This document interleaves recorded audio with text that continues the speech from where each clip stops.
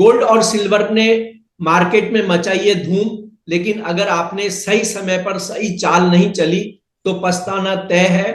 क्या आप तैयार हैं इस गेम के अगले राउंड के लिए? गोल्ड और सिल्वर में चल रहा है बड़ा गेम। अगर इस बात पर चूक गए तो मुनाफा हाथ से निकल सकता है। जानिए मार्केट के ट्रेंड्स, सलाह और निवेश की रणनीति, और किसमें मिलेगा बड़ा रिटर्न। या वेल्थ ग्लोबल के डायरेक्टर अनुज गुप्ता से। मैं हूं कमल शर्मा। अनुज जी, आपका स्वागत है मोलतोल में। गुड मॉर्निंग कमल जी, गुड मॉर्निंग। जी नमस्कार। अनुज जी, गोल्ड और सिल्वर दोनों में तेजी दिखी। किन संकेतों से पता चलेगा अब कौन लीड करेगा बाजार को? देखिए कमल जी, यहाँ पे दो तीन चीजें बहुत इंटरेस्टिंग हुई हैं इस वीक में। एक तो हमने यूएस का डेटा देखा था इन्फ्लेशन का। उसके बाद सडनली हमने देखा कि ईरान में जो सीरिया के ऊपर अटैक किया, उससे कहीं ना कहीं दोबारा से जियो पॉलिटिकल टेंशन गहराती हुई दिखाई दी। साथ साथ हमने ये भी देखा कि कहीं ना कहीं डॉलर इंडेक्स में थोड़ी वीकनेस रही, जिसका सपोर्ट गोल्ड में आता हुआ देखा। हमने कल के रेटिंग सेशन में भी देखा कि गोल्ड के भाव में एक बार शाम के टाइम कुछ गिरावट आई थी, बट उसके बाद सडनली एक रिकवरी का ट्रेंड आता हुआ दिखाई दिया। कल गोल्ड करीबन 3312 तक लो मारा था, और उसके बाद खींच के दोबारा से 3344 तक चला गया था। तो करीबन 30 से 35 डॉलर की तेजी हमने गोल्ड में आती हुई देखी। इनफैक्ट बहुत इंटरेस्टिंग ये रहा कि जो डोनाल्ड ट्रंप है, उन्होंने जोरम पवेल को पहले तो फायर करने की बात करी, फिर उसके बाद उससे मना किया, मगर अभी भी वो बातें कहीं ना कहीं रोल आउट नहीं हुई हैं। हमें लगता है कि आगे चलकर कोई ना कोई डिस्ट्रप्शंस तो जरूर आ गए हैं दोनों के बीच में, जो कि आगे भी अनसर्टेनिटी का माहौल क्रिएट करेंगे। तो जो अनसर्टेनिटी बनी है, चाहे वो जियो पॉलिटिकल टेंशन के लेवल पर हो, चाहे वो पॉलिटिकल के लेवल पर हो, उसकी वजह से गोल्ड और सिल्वर को सपोर्ट आता हुआ दिखाई दिया। इवन जो टैरिफ लगे हैं, उससे काफी हद तक मेटल्स को सपोर्ट मिला है। जी। और क्या अब भी गोल्ड में लॉन्ग टर्म निवेश का मौका है अनुज जी? देखिए बिल्कुल, हमें लगता है कि लॉन्ग टर्म गोल्ड के अंदर आपको जो पहले भी हम टारगेट्स दे चुके थे कि 3500 से लेकर 3700 डॉलर, वो अभी भी इंटैक्ट है। वहाँ हो सकता है कि थोड़ा सा यहाँ पे टाइम लगे, बट हाँ, हमें लगता है कि 1 से 1.5 साल के अंदर आपको 3500 से लेकर 3700 के टारगेट आपको गोल्ड में देखने को मिल सकते हैं। जिस तरीके से हमने रिकवरी देख रहे हैं और जिस तरीके से मार्केट सपोर्ट ले रहा है, हमें लगता है कि कहीं ना कहीं आपको निचले स्तरों पर गोल्ड में खरीदारी देखने को मिल सकती है लंबी अवधि के लिए भी।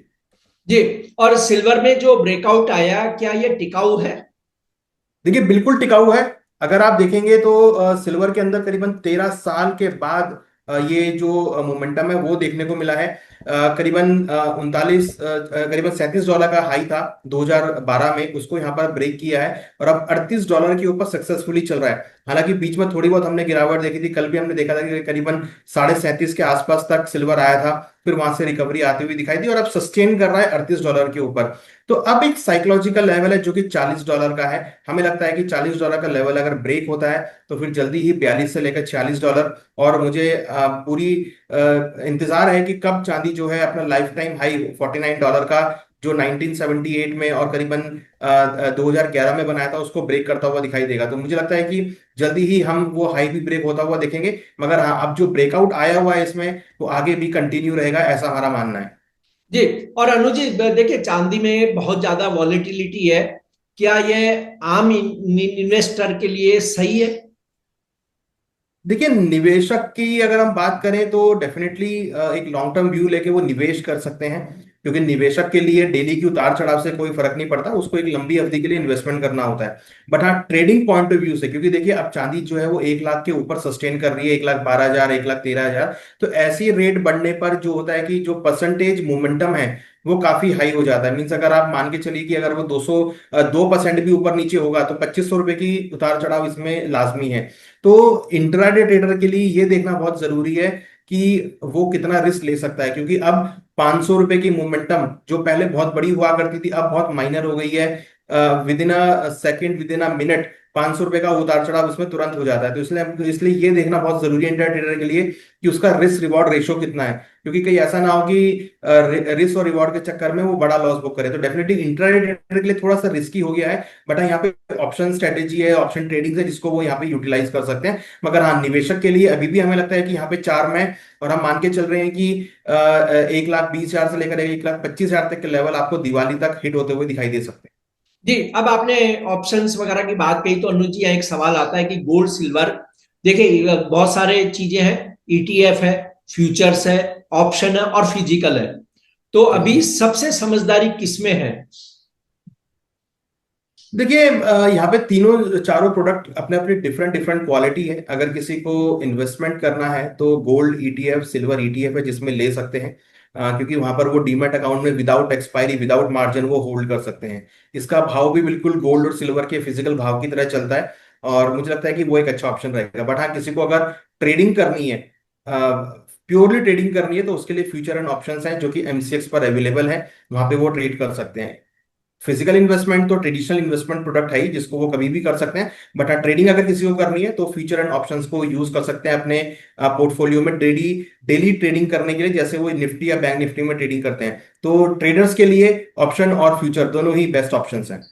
अब अनुज जी, यहाँ हम लेवल्स की बात करें तो जैसे पहले आप गोल्ड के लिए बताएं, फिर सिल्वर के लिए, कि एंट्री और एग्जिट की स्ट्रेटजी क्या होनी चाहिए ये अब जो वर्तमान माहौल है उसमें।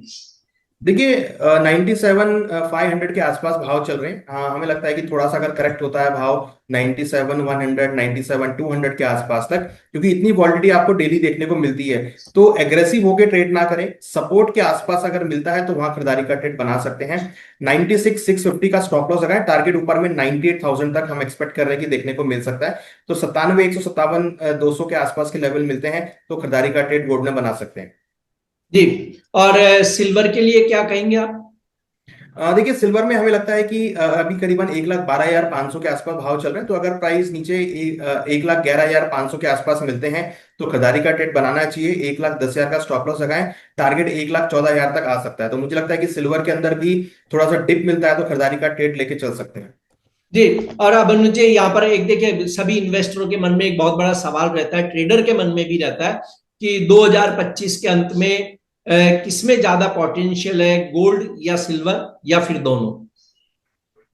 देखिए कमल जी, मुझे ध्यान है जब हमने जनवरी में शो किया था तो हमने ये कहा था कि सिल्वर इस बार अच्छे रिटर्न दिखाई देगा। जी। तो सिल्वर ने वैसे भी रिटर्न दिए हैं और इस बार गोल्ड के रिटर्न को बीट किया है। हमें लगता है कि सिल्वर भी यहाँ पर कंटिन्यू मोमेंटम देगा, और अगेन हम एक्सपेक्ट कर रहे हैं कि ईयर एंड तक भी हम देखेंगे कि सिल्वर के जो रिटर्न्स हैं वो गोल्ड को बीट करते हुए नजर आएंगे। हमें लगता है कि सिल्वर के अंदर मोमेंटम जो है एज कंपेयर गोल्ड के इस बार ज्यादा देखने को मिलेगा, और रिटर्न वाइज भी सिल्वर हमें लगता है कि गोल्ड को बीट करता हुआ नजर आएगा। जी, आपका कोई डिस्क्लेमर।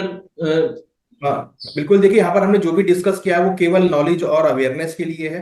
कोई भी ट्रेड लेने से पहले अपने फाइनेंशियल एडवाइजर से अपने रिस्क को इवेल्युएट करके ही ट्रेड लें, और इसमें हमारी कोई पर्सनल पोजीशन नहीं है। शुक्रिया, धन्यवाद अनुज जी आपका।